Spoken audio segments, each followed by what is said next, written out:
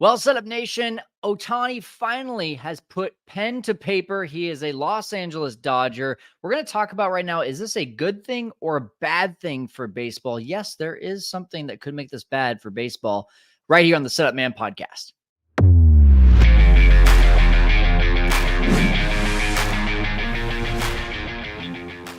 Hey, welcome into the Setup Man podcast. You're listening to me, Kyle Stanley, and I want to talk a little bit today about what I think this does for baseball. Shohei Ohtani, $700 million over 10 years.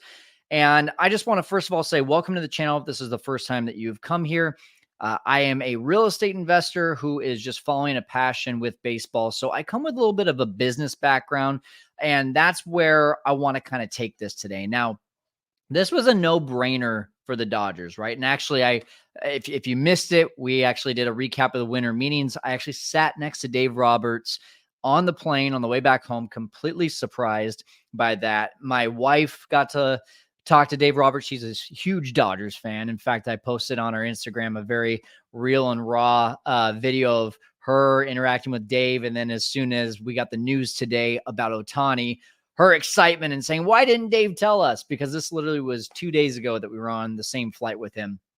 And the thing is, like, he didn't tell us anything. We didn't ask him a whole lot either, but I don't think anyone knew really what Ohtani was going to decide. I don't even think his dog knew. And now the question is, because his dog, the name was being left out, does that mean his dog's name is Dodger? Like, that's kind of what I'm wondering.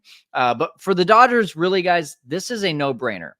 Unless he gets hit by a truck, which God forbid, right? And that's the only downside for the Dodgers here. But from a baseball perspective, there's two sides of this for the Dodgers. From a baseball perspective, this will be the best 1-2-3 lineup in baseball, with Betts followed by Freddie Freeman and then Shohei Ohtani. Like, I mean, the Braves have a legit lineup, but this 1-2-3 may be the best in baseball history. Who knows?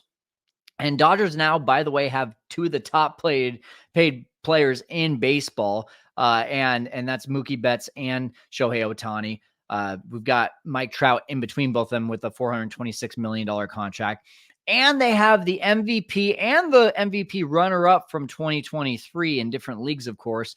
And when Shohei comes back from Tommy John, they've got a solid ace, assuming that he does. So from a baseball perspective, this was a no-brainer for the Dodgers. From a business perspective, y'all need to realize that 60 to 70% of Shohei's contract is only about his baseball ability. The other 30 to 40% is a business move. So you can't compare this to Mike Trout. A lot of you were like, well, Mike Trout's $426 million. That's the most. So we assumed it would be $500, $600 million because you're getting basically the best hitter in baseball along with the best pitcher in baseball. And that's all fine and good. But Mike Trout, aside from just playing one side of the ball, is not a complete, phenom in terms of being both in Japan and America. When it comes to Shohei Ohtani, he is a complete unicorn and a baseball front offices and owners' dream, because he's going to increase sales like no one's business. So let's just assume for a second, I want to play with some numbers here. Let's just assume for a second that the Dodgers, all they do is they increase beer sales by $2 per beer. Okay. Ticket prices are going to go up, let's say 20%. Okay. Because they're going to fill more seats and they're probably going to raise the tickets. And then we're going to take apparel into these sales and these numbers as well. So again, his AAV, average annual value, is going to be $70 million per year for the next 10 years. Well, if we see ticket sales go up 200 million, they've been around 200 million for the last couple of years for the Dodgers. Did a little Google search on that. If they go up 20%, that's an extra $40 million, right? Okay, so we already are beyond half of what Shohei's average annual value is. Then assuming they sell one beer to every fan, which y'all know they're going to do a lot more than sell one beer to every fan. And of course, we can't count the kids or the underagers, but there's going to be the guy who buys 7 beers and there's going to be the guy who only buys 1, and then the kid who doesn't get any. So let's just average that out to 1 beer per fan, an extra $2. So it goes from whatever it was, $13 now to $15. Well, this stadium can fit 56,000 fans, and you better believe that most of these nights they're going to be sold out because of Shohei. So that's an extra $100,000, okay, per game with just beer sales. Extra $100,000 in beer sales, multiply that by 81 games, you're looking at about $8.1 million in beer sales, extra beer sales. Okay, we're just taking that $2, 2 times 56,000 times 81 games is over $8 million.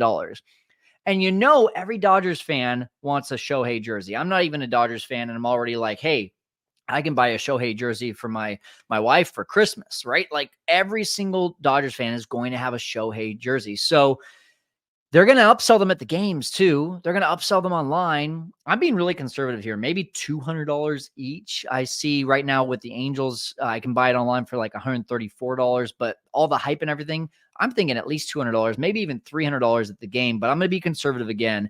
500 sold at each game. That's plus 500 times $200 is $100,000 per game against, once again, $8 million per year. And maybe another $10 million online. I think I'm being extremely conservative on that. And we haven't even gotten into ads. That's just at $66 million. Everything I just went over there is about $66 million per year alone. And that does not include all the ads. And you're going to see Japanese ads all over the place around Chavez Ravine as you drive up, as you walk in. It's going to be all over the place. So this contract is literally paying for itself. That's good for the Dodgers. That's good for Shohei. He's getting his money, and it's great for the fans. They're going to get the entertainment. But what about baseball? That's the whole reason that I am making this video and podcast right now, is I really want to dive into, is this good for baseball? And again, I'm a real estate investor. As a real estate investor, whenever I get a potential deal, a potential, Mike Trout coming across my desk at 123 Main Street, right? It's a 3-bedroom, 2-bath, and it's 1,500 square feet. Well, I'm going to look within a mile radius of that house, and I'm going to see what are other 3-bedroom, 2-baths at 1,500 square feet within that radius selling at, and what is the condition of those houses, right? I have comps that I'm looking at. And for the same thing that happens in baseball, we're kind of doing this that happens in real estate. We're kind of doing this in baseball as well. The problem is, whenever a cash buyer comes in and says, I love this house so much that I'm willing to drop all the contingencies. I don't need you to check under the house. I don't need you to look at the pipes. I don't want the appraiser coming out. I don't care what it appraises at. Even though this house is probably only worth $300,000, I'm going to wipe out all the competition right now and buy it for $350,000. What does that do now as a real estate investor to the rest of our market? Well, because there wasn't any checks and balances at the time of that sale, there was not an appraiser coming to look at that sale. Now I go and buy a house in that same area, and I'm saying, oh, my new comp is actually $350,000. And suddenly overnight, the value of this house has increased by 18 to 20% because one person came in and bought this house without any sort of checks and balances happening. So that's what we're looking at with Shohei right now. And this scares the living crap out of me for baseball and its fans and its owners and its teams.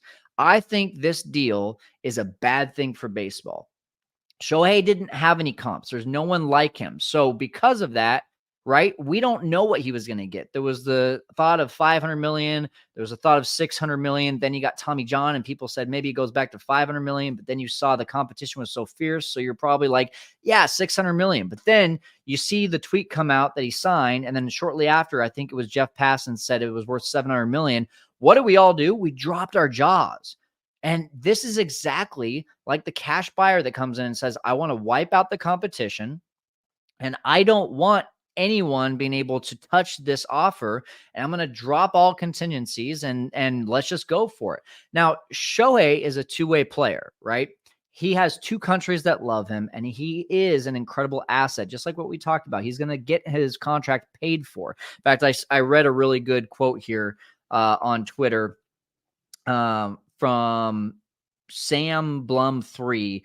It'll pay for itself within 6 or 7 years. He's literally a money factory. Even just on advertising alone, all the eyeballs from Japan. He's like Michael Jordan to them. He's like Taylor Swift, right? So what we're talking about right now is this is the Taylor Swift, right, of baseball, basically. Now, would you ever compare Taylor Swift to, let's just say, I don't know, Tim McGraw?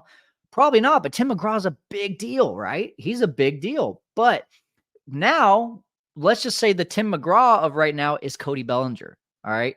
And that's where we have an issue. And no one is going to be like Shohei, but I'll tell you who's going to say people are like Shohei: Cody Bellinger's agent. Who's Cody Bellinger's agent? Scott freaking Boras. That's right. So Scott Boras is going to come in, and what's everyone going to say? Well, they're going to say, well, Scott Boras, you've been trying to get $300 million for Cody Bellinger. He's had one good year in the last 4 years, and you can blame it on injuries or whatnot, but we're going to go ahead and say that we're averaging out the last 4 years, and he really only deserves about 100 to 150 million.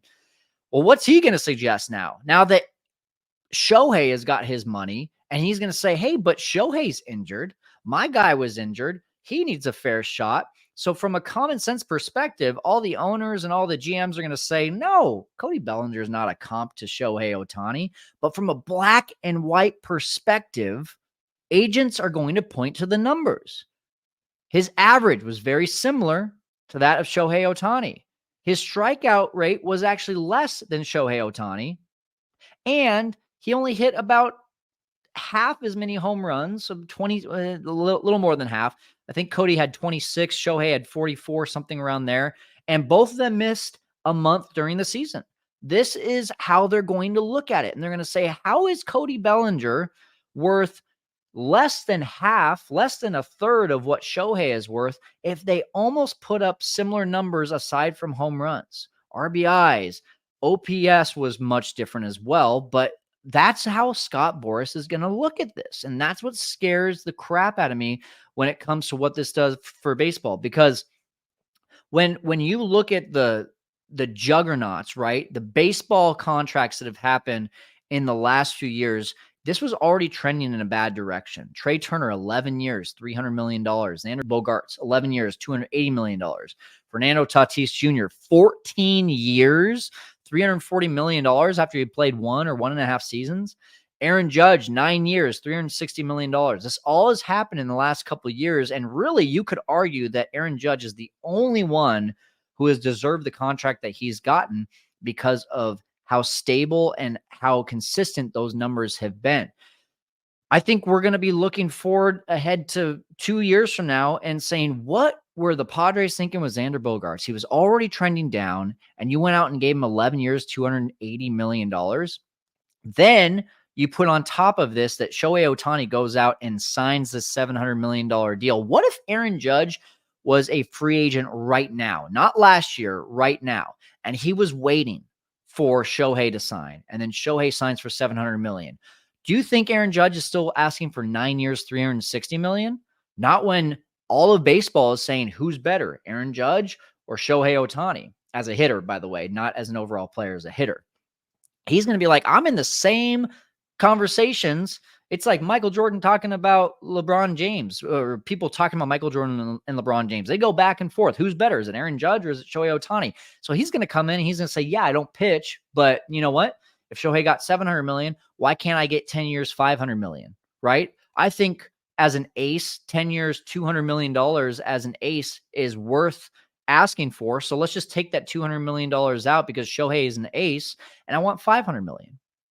That's what I believe would be happening right now if Aaron Judge was in this conversation of free agents. But instead, we don't have that right now, right? We have a different pool of players. But I think here's exactly what I think is going to happen. Let me just kind of take this step by step. I think agents are going to point to Shohei as the comp when in fact he's not a comp. He is a unicorn. Okay? Just because you're a butterfly or a rainbow doesn't mean you're also a unicorn. Unicorns are up here, butterflies and rainbows down here. I don't know. That was probably a bad metaphor, but I'm using it anyway. Players with opt-outs, I think, are going to start exercising those opt-outs.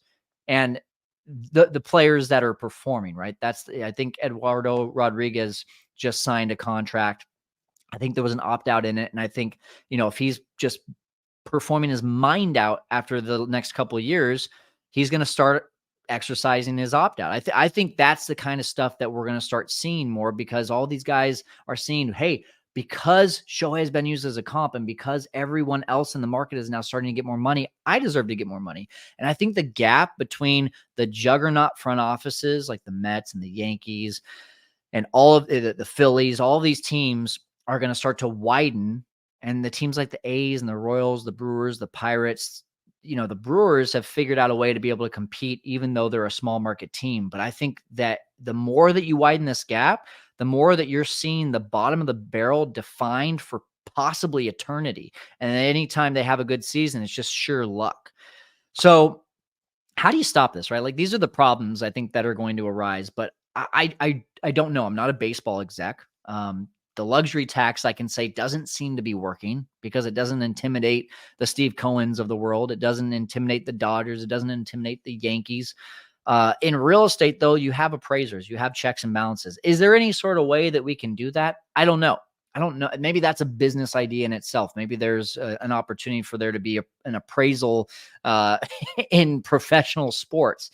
I really am not quite sure how you fix this. And I'm not going to pretend like I have the answers, because I've never been at the front office. I've never been at the table with these baseball execs. So I'm not going to pretend and sit here in my Monday morning quarterback position and say, this is what baseball should do. But I do know that something does have to happen. There has to be a higher unbiased power coming in and saying, no, you can't do that. That's too much. That's going to have a negative impact on the rest of baseball.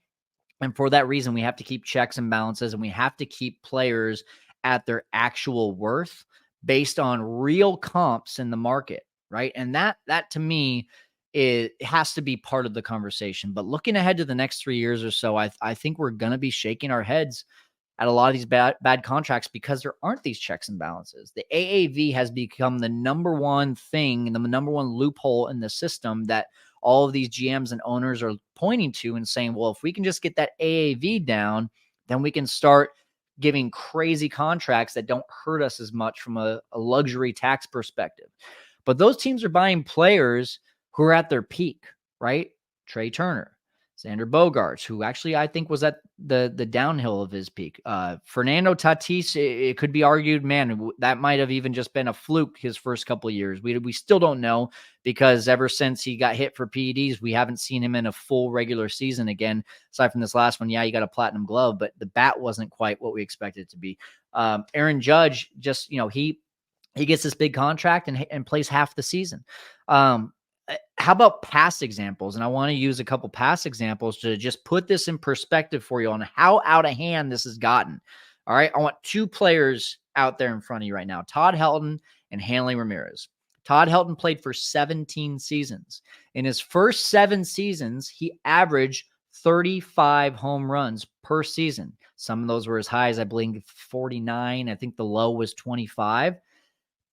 After that, season 8 through 17, he only hit 20 home runs once. The rest, he was in the teens or lower. They gave him 9 years, a 9-year contract. I believe it was 2013, a 9-year contract worth $141 million.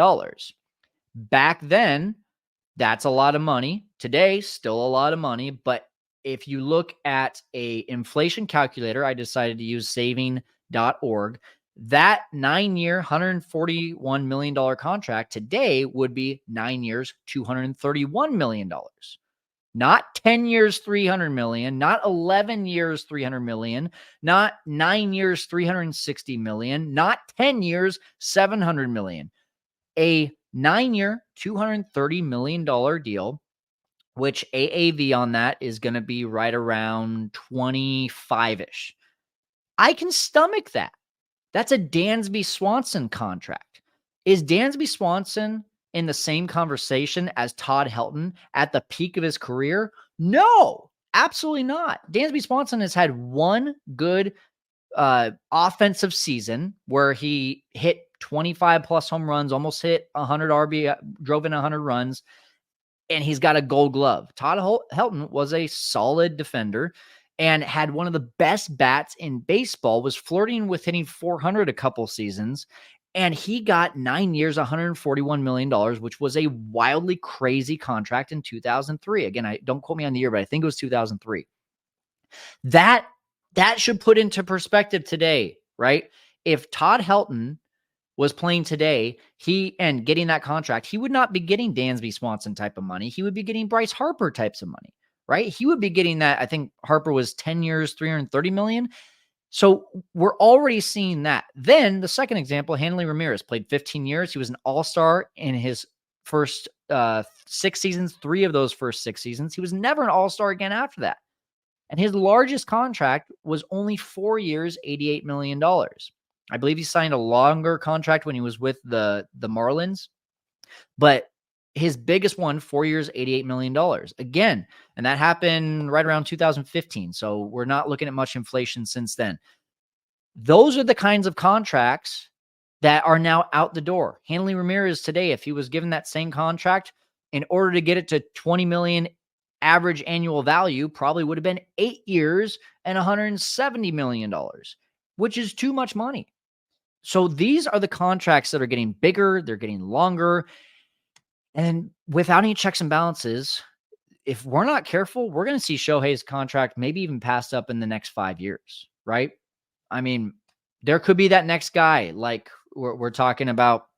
Jackson Chourio just got this $80+ million contract with bonuses that could go up to, I think, $160 million. And the dude hasn't seen a single major league pitch. You've got Corbin Carroll, who played half a season and got a wildly long and big contract. What if those end up being the par for the course for even being able to be competitive and get guys that are worth getting for these mid-market teams, right? The Diamondbacks of the world. And what if the Diamondbacks of the world are now completely taken out of any sort of conversations with any of these big stars because only the Mets, the Yankees, the Phillies, and a few other large market teams are the only ones that get to have conversations about guys in their prime? It's not looking to me like it's going any other way unless something is done. And I think the big telltale sign, what I want to leave you with here, is going to be 4 players that are on the market right now. And they're all Scott Boras's clients: Blake Snell, Jordan Montgomery, Cody Bellinger, and Matt Chapman. If you see any of these guys get over $200 million, you can assume it probably had something to do with Ohtani. You can maybe argue that Cody Bellinger or Blake Snell would have gotten $200 million already because they have some of the pedigree. They're coming off of major seasons. But if you see any of them get over $250 million, it's 100% because of Ohtani. 100%. You cannot point at anything else and say, yes, Blake Snell, who really has legitimately had 2 or 3 good seasons, and after that has really been a 100 pitch into the 5th inning kind of guy. And Cody Bellinger, who had 3 really piss poor seasons until his comeback year right now with the Cubs. Aside from that, Jordan Montgomery has had a couple good years and has started to show that he's going to be one of the big guys. And Matt Chapman's on the downhill. There's no way any of these guys should be getting $250 million. So you can guarantee if they do, it's because of Shohei Ohtani, and that scares me to death. I want to know what you think. If you have been listening to this and you strongly disagree, please bring it on. I am not pretending like I am the one that has all the answers. I'm very clear with that. I don't even know what the solution is for this. I can only hypothesize a few things. But if you agree, I'd also like to know that too. If you're watching on YouTube, put it in the comments. If you're listening on the podcast, don't leave a 1-star review if you don't agree. But if you agree, leave a 5-star review. Let me know why. And hey, if you also don't agree, we're going to be posting a few of these clips probably on Instagram. Engage with me in the reels. Let's have an open conversation about this. I'm on Instagram and Twitter at SetupManPod, at SetupManPod.